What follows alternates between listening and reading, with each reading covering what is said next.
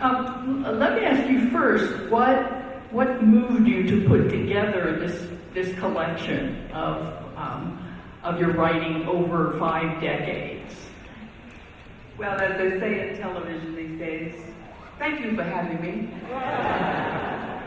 My pleasure. I'm delighted to be here, and delighted to see all of you. I was just telling my friends backstage that a dear friend of mine who is now an ancestor at far too young of an age, her name was Boyd, and she wrote a book called Wrapped in Rainbows. But she was also the Charlayne Hunter-Gault professor of something or other at the University of Georgia. And so we were in communication all the time. And my husband and I started a fund for young students at UGA who wanted to write about the challenges that people were facing, especially people of color, but immigrants and others. And so we created a fund, and Valerie helped run the fund. And I think at some point we used to just do work, business, but we also used to just chit-chat. And there was a time when she said, you should put your articles together into a book. I had never thought about it. And yet I respected her and her work so much that I began to think about it. And the next thing we know, we've got My People. And while she has transitioned, because I learned in South Africa, they never use the word D-E-A-T-H or D-E-A-D or D-I-E-D. They say someone has transitioned. And I learned a lot in South Africa. Now, when someone transitions in South Africa, the relatives and friends can go to the gravesite and talk about their problems because they feel that the person can inspire them with good direction, so to speak. And so I thought about Valerie, and while I can't go to her gravesite, I can envision what she might be telling me to do. And one of the things I want to do is, I live in Sarasota, and she wrote her wonderful book, Wrapped in Rainbows, while in Sarasota. And she would take pauses and walk the beaches. So while I was able to put this book together, not knowing the trail that she had taken in Sarasota, for my next book, I'm going to go and find where it was that she used to take time out from Wrapped in Rainbows and walk along the beach and get inspired once again. So there's another book coming, but in the meantime, let's listen to this one. Next year we'll talk about that. Next year we'll talk about the next book. Sorry, go ahead. You said that, and you write about this in the book, that as a child you decided you wanted to be a journalist because you read Brenda Starr in the comics pages. And I think that's true of a lot of us. Is that right? Yeah, I think so. But I wonder what it was about her that resonated with you, about that character in the comics. Well, I was 5 or 6 years old, and my grandmother read 3 newspapers a day, and I would sit at the bottom of the chair where she was and wait till she handed me the comics, and that's when I learned about Brenda Starr. Now, you have to remember that those were the days in the South where it was separate and unequal. And so when I went to my mother and I said, I've been reading about Brenda Starr and I want to be a journalist like her. My mother didn't say to me, that's not what little black girls in the segregated South do. My mother very casually said, oh, if that's what you want to do. But it was the kind of inspiration. It wasn't like That's going to be tough. That's going to be. She just said, okay. And then, I don't want to go back to the days of segregation, of course, but what our community was the embodiment of the phrase, it takes a village to raise a child. Because while my mother gave that response I just repeated, at our segregated all-black school, I came upon another figure that I wanted to emulate. Because when they couldn't give us first-class citizenship, they gave us a first-class sense of ourselves. And so among the people that I learned about at my all-black Washington Street school was Ida B. Wells. And Ida B. Wells was a journalist. She was an activist. She was so many things. And I think that when we hear the debate these days about what should be taught in our schools, I think what's largely missing is what those schools did for us. And they enabled us in so many ways with our history. I call that what they were doing for us in those days, creating suits of armor so that we could confront whatever challenges we might face as black people, black young people. For example, our school used to get all the hand-me-down books from the white schools, often with pages missing. For lunch, we'd have pig ear sandwiches because there was no way to afford decent Michelle Obama-type lunches. And so every year they would have a contest. And the family that raised the most money to pay for some of those deficits, the child would be crowned king or queen. And this particular year, I watched my grandmother and mother over there. My father was in the military, so he was gone. So I was mostly raised by my mother and grandmother. And they were over undoing their little starch white handkerchiefs, taking out their nickels and pennies and quarters. And the next thing I know, I hear, and this year, our queen is Charlayne Hunter. And I thought, oh, wow. And I got a bull of a watch. Now, as I said, my father was in the military, so we could afford a few things. So the bull of a watch wasn't a big deal for me. The crown, I put on my head. I refused to take it off. I think I must have slept in it. My classmates, especially the girls, hated me. Why don't you take that thing off? But I like it. I'm the queen. But finally, they got so much on my case that I took it off. But the notion that I was a queen took up residence in my head.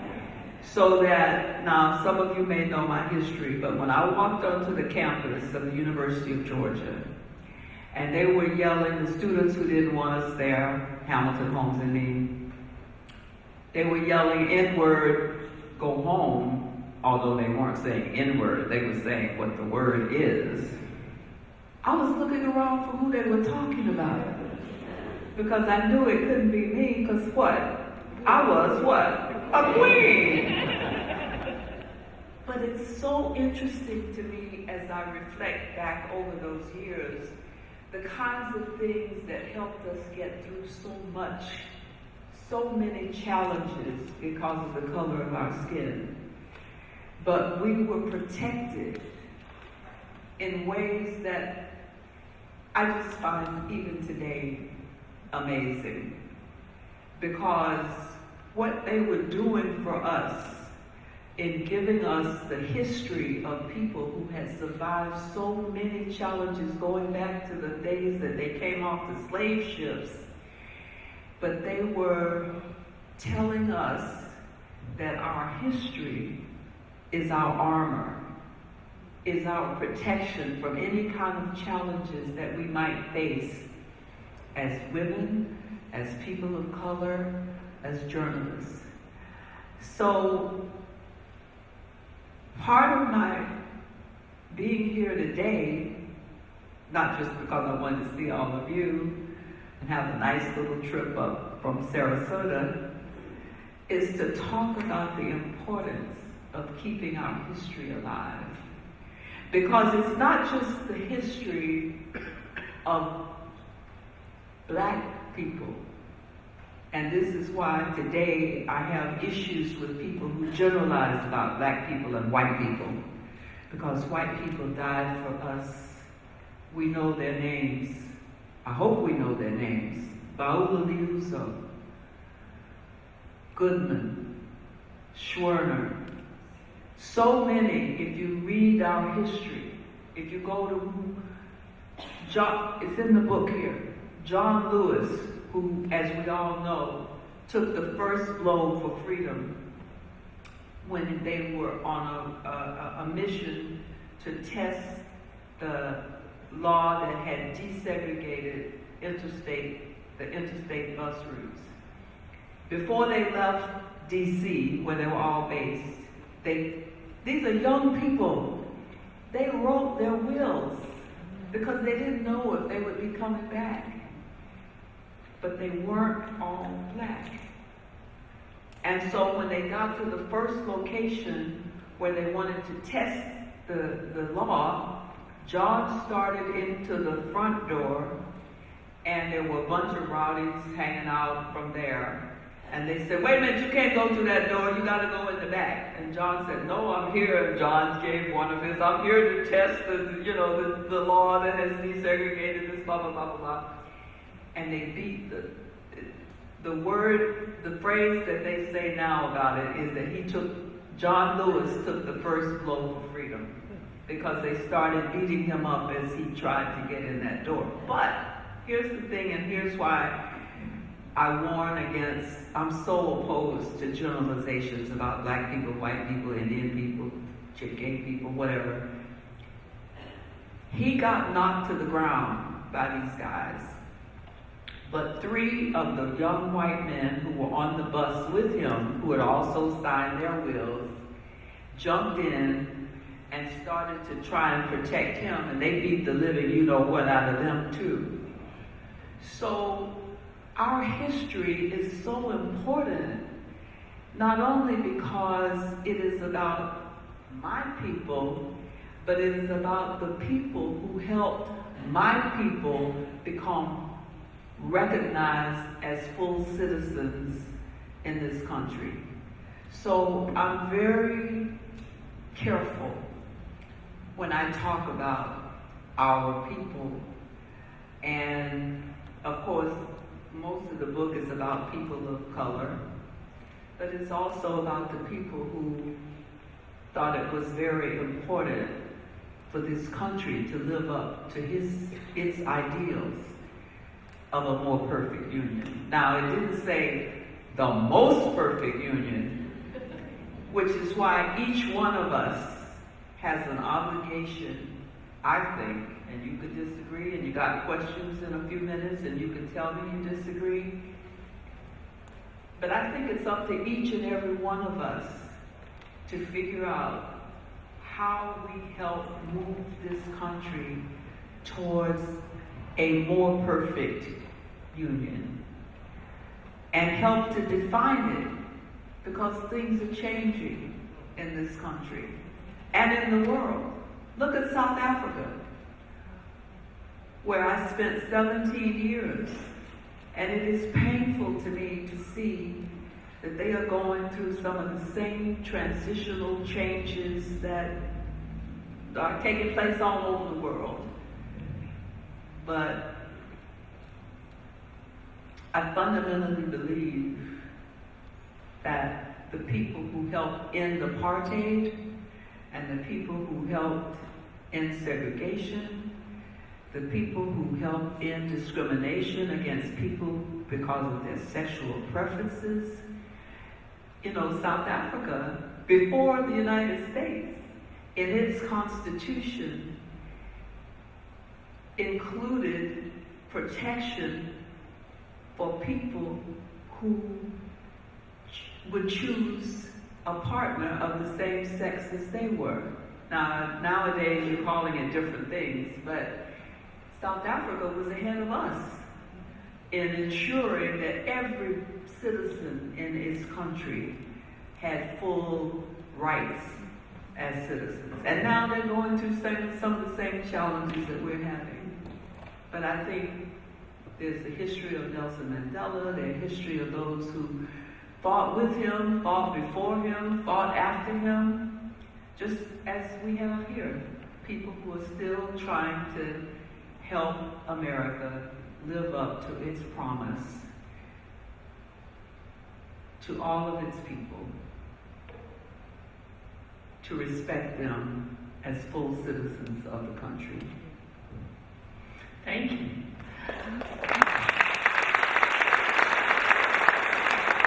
And you cut me off every time. I tend to go on and on.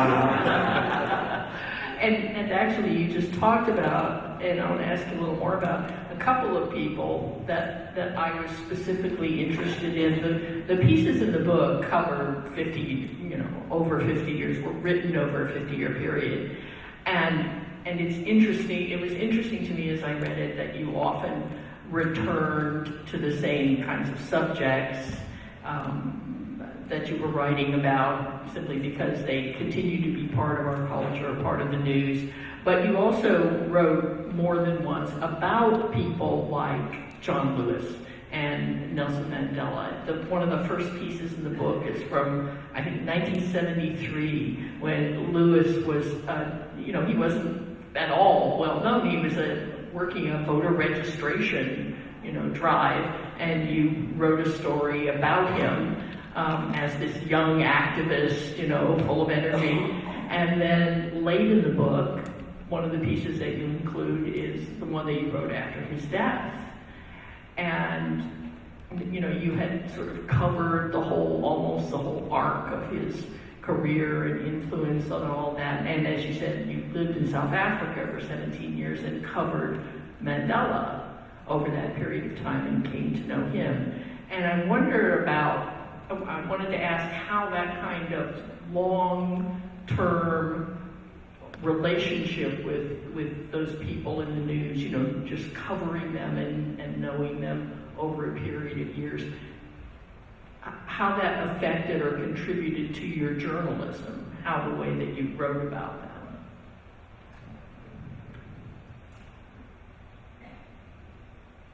That's a good question.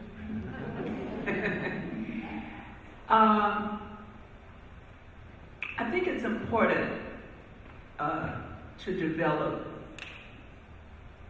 good sources, as you would know as a journalist.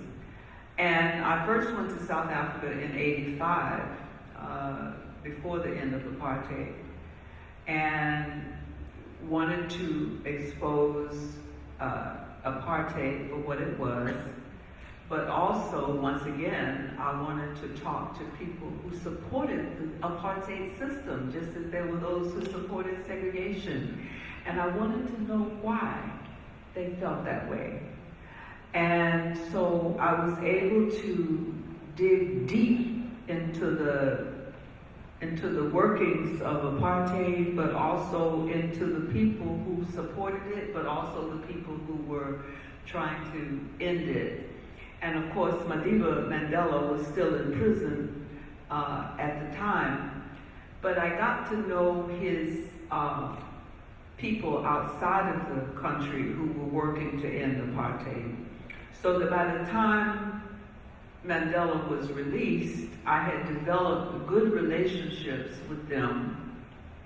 And so journalists from all over the world descended on his house in Soweto to get a word from him. And I had worked the back doors with sources I'd had over the years. And so I had said, look, I want to be the last to interview him. I mean, there were dozens of journalists from all over the world who had descended on this little house in Soweto. And I said, no, no, no. Oh, and the other thing was, they gave everybody else 10 minutes. They gave me and Ted Koppel, I don't know why he got a half an hour, but they gave, I like Ted Koppel, so don't tell him I said that. At the end, they had all been interviewing him all day. And remember, this man had been in prison 27 years. He didn't even know television. And yet, here he was, you know, being the very gentleman that he always was. So then it finally came my time. And they were so shocked when I said, wait a minute.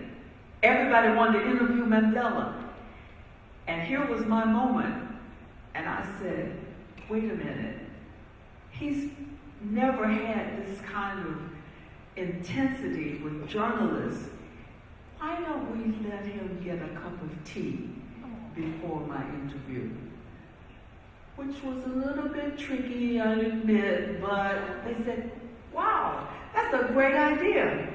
So he goes in to have the tea, comes out, I'm right next to him, we walk over to where he's sitting, gonna sit, and I think, okay, I've got to distinguish myself from these dozens of other journalists who've been interviewing him all day. So I said, Mr. Mandela, let me just begin by saying to you that I come out of the American Civil Rights Revolution, and before I could explain what my role was in it, minimal, but he said, oh, really?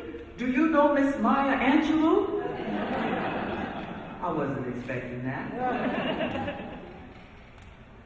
And I didn't really know Maya, but I knew her work.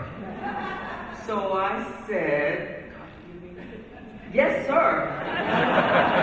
And before I could say anything else, now, let me just say this one quick thing. Everybody was trying to get a scoop that day.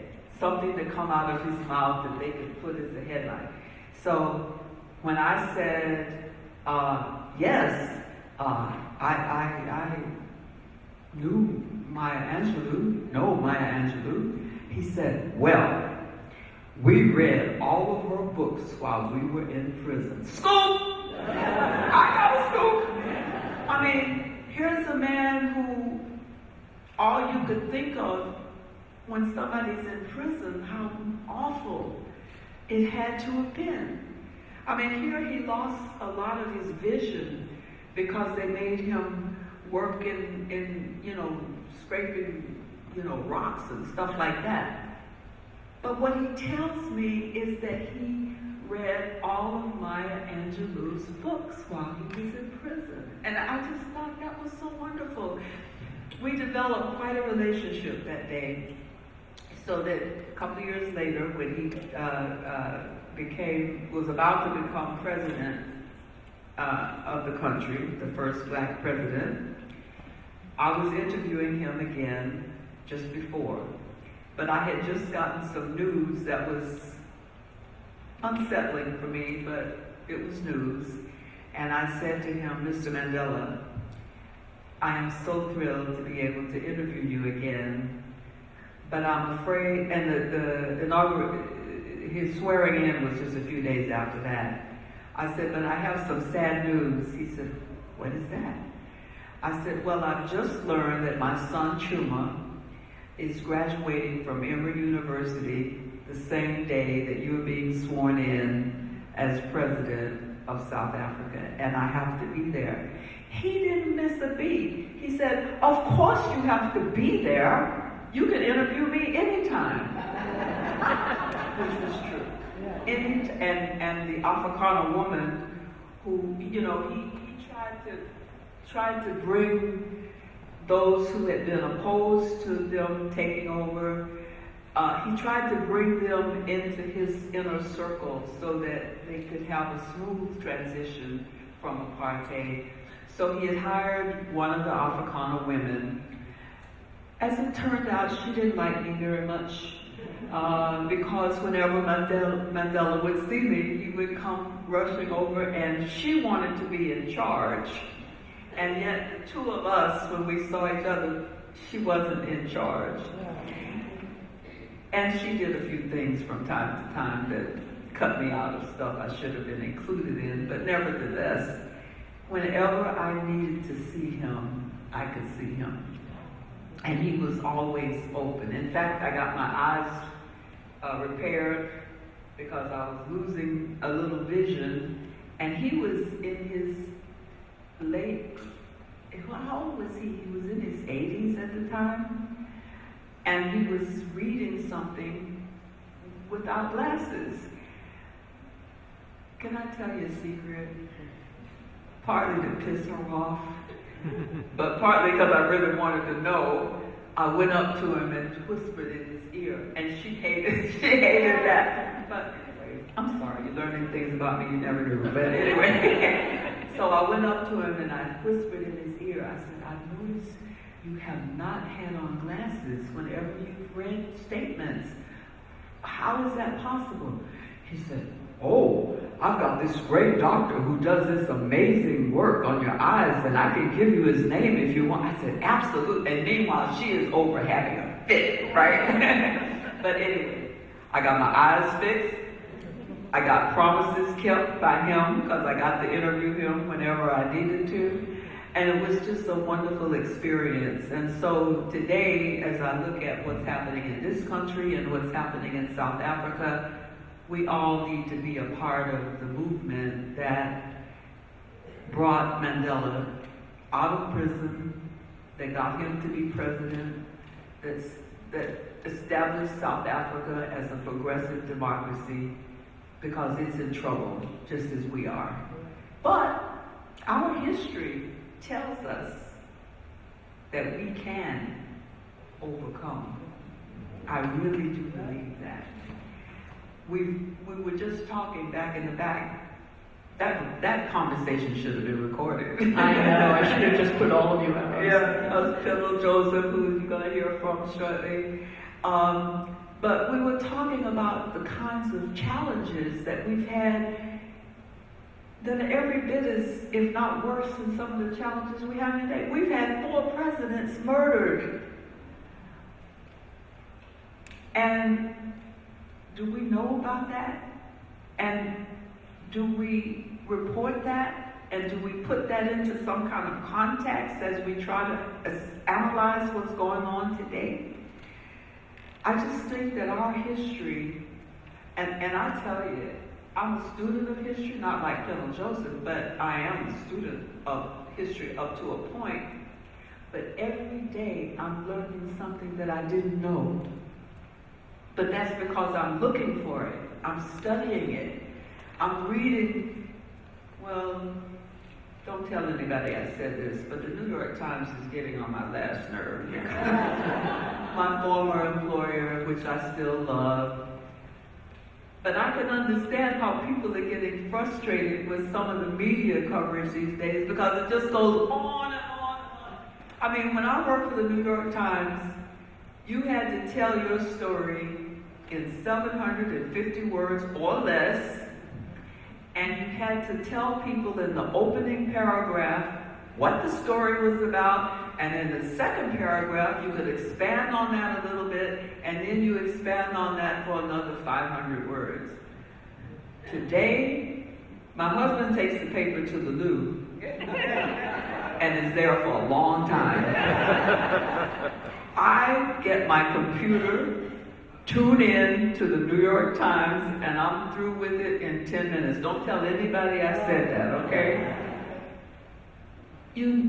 Because sometimes you start one of those articles and you don't even know what it's about for paragraph after paragraph, and you find yourself, what is this about? So I'm hoping that those of you who are in this room today will make a contribution to our very troubled society by supporting local journalism. Our local journalists and journalism correct. And I hear people saying, oh, I don't read the papers anymore, I don't listen to the news, it's just all too...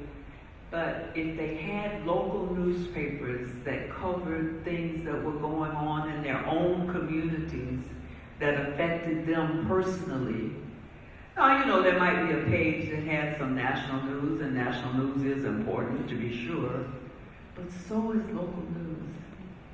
And yet, they're fading. Under threat. We're under threat. I mean, local news, as you say, is... Why do you think that is? Oh, it's a complicated subject. You know what I mean? But I'm a journalist. I can ask you a question. Yes, you can. And I have to tell you, why is this happening? And I'll try to answer that, but before that, I'll tell you that this is how skilled an interviewer this woman is. She has answered every one of my questions, and I didn't have to ask most of them. I think some of it is, I think a lot of it has to do with internet news sources and people sort of moving toward, and of course local news is on the internet, but the internet is a kind of homogenizing force. That is, when you open up a news story on the internet, you might not know that it's about your town. It might be a story about somebody in Kansas City. And you know, when the paper came on your front porch, you knew that was the local news. And so I think that's diluted the identity of a lot of local news organizations. That's one tiny piece of it. A lot of it's economic, a lot of it's political changes, people kind of creating bubbles around themselves about what kind of news they consume or fake news they consume. You know, it is a complicated subject. But you know, I think that those of you who are parents or who know young people, I think it's very important that we teach them that they are not being informed by Twitter, and figure out how we can get them to go past what might be a headline or a snap thing, but to go deeper. Because that is not informing us in the way that we need to be informed. And I think that one of the things that I've called for since I started this tour is a coalition of the generations. Because I'm all for this younger generation moving in and taking over my seat. Not yet mine, but somebody's.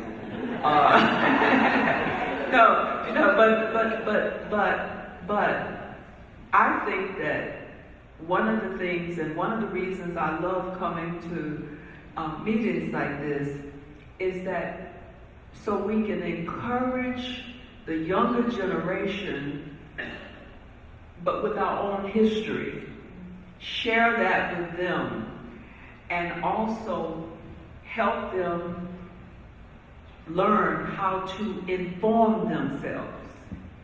Because the younger they are when they get history, and the younger they are when they begin to absorb the news, the better they are going to be as citizens of this country. Yes. Can we take some questions from the audience? If anyone has a question for Charlayne, we have some mics set up here in the aisles. If you'd like to step up to the mic and ask a question.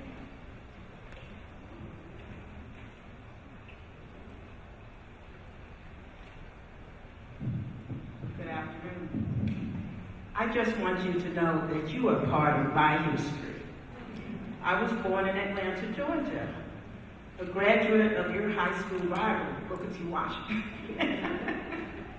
Oh, really? Yes. Our competition. Yes.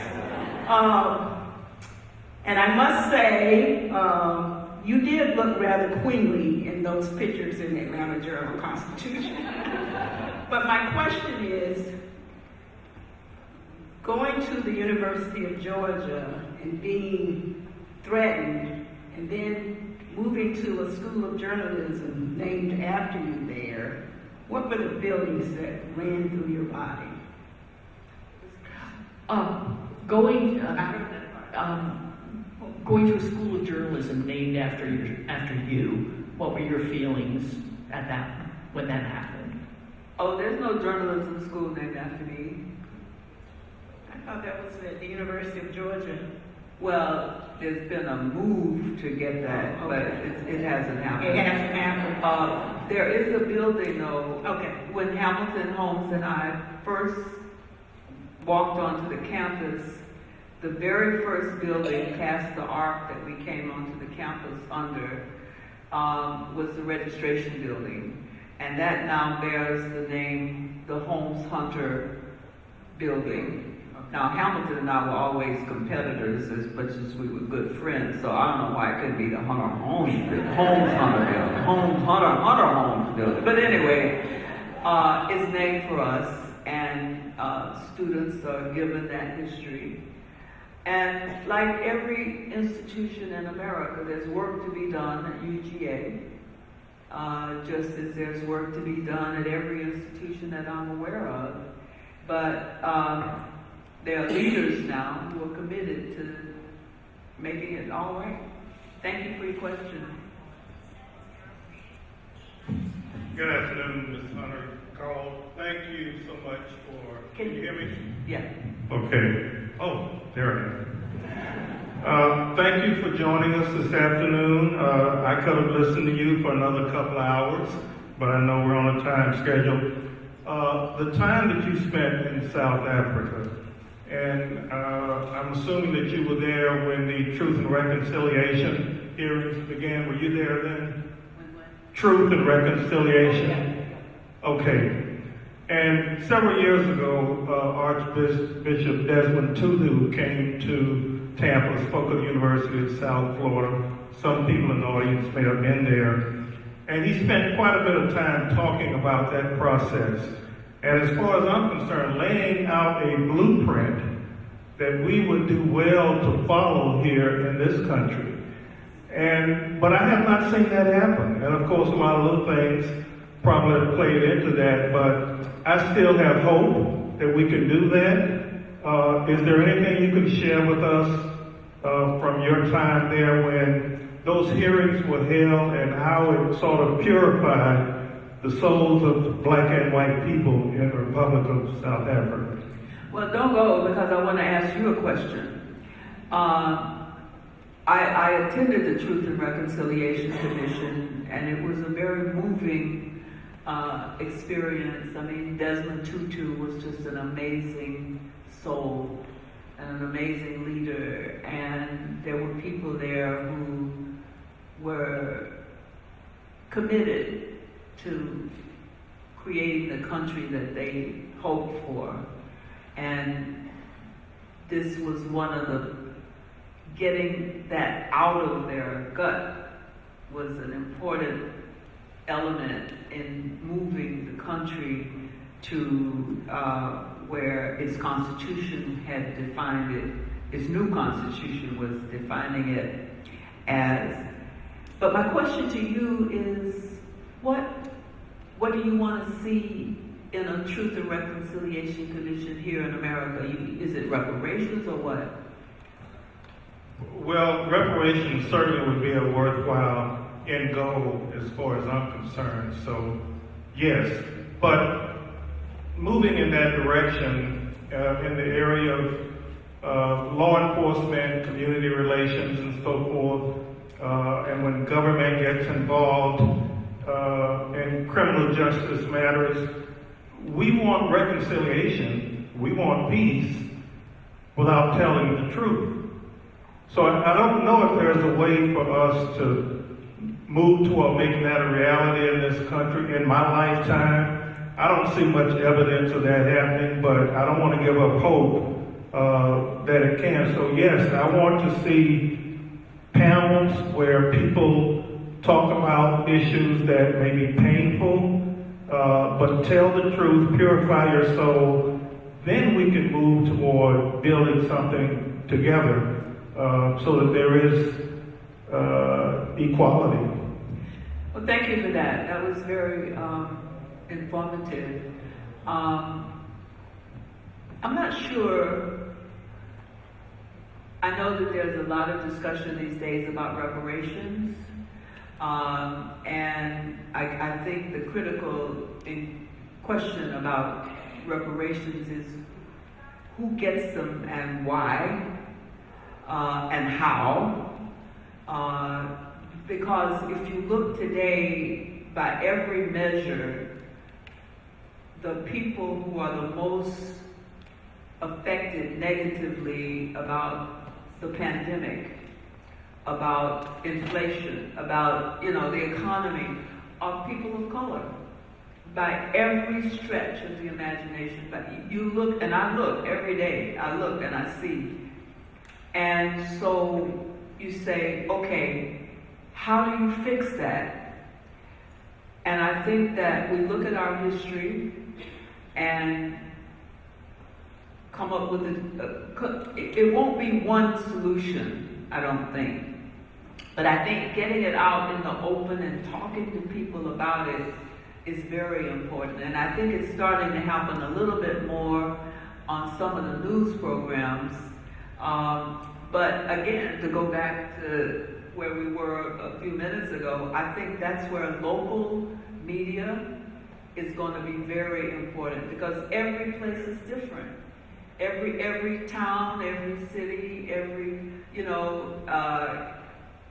we just had a midterm. I'm not going to comment on some of those things that happened during the midterms, but it just said to me, we've got to do more work educating our people, all of our people, about our history and where it has brought us. And Pimmel can talk about reparations when he gets up here in a few minutes. I don't want any reparations for myself. I don't need it. I can pay my rent. And I've stopped buying clothes because I got too many right now. I still buy shoes. But there are people who need reparations, and there's a reason for it. And I don't know if you saw, what was the movie? Pinnell, what was that movie that traced food from? High on the Hog. Huh? High on the Hog. High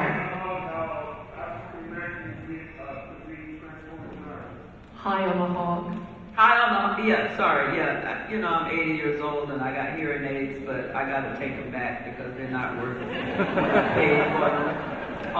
No, but if you look at High on the Hog, for example, which is it's coming up again, I think, in the second series.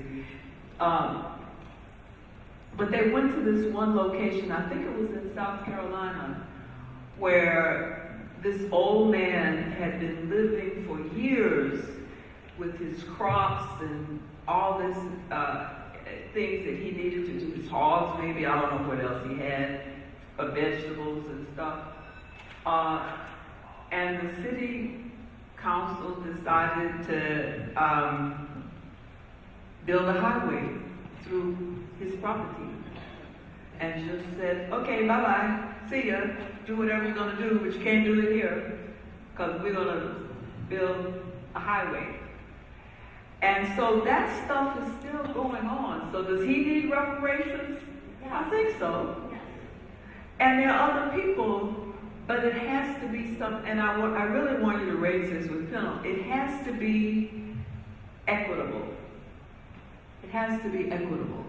And I don't know how you do it. Yeah. That's not what I can do as a journalist, but I can say that we need to be looking into it and covering it and deciding the answer to his question. Yeah. The question that was just asked, because I didn't half answer it. But well, I think great question. I think we're going to have to leave that question at that, and I'm sorry for those of you who are waiting. I apologize, but Pinnell and Ray will be up here to continue talking about that very subject. Charlayne will be downstairs signing copies of My People. And I hope that you will come down and say hello to her. And thanks again for being here.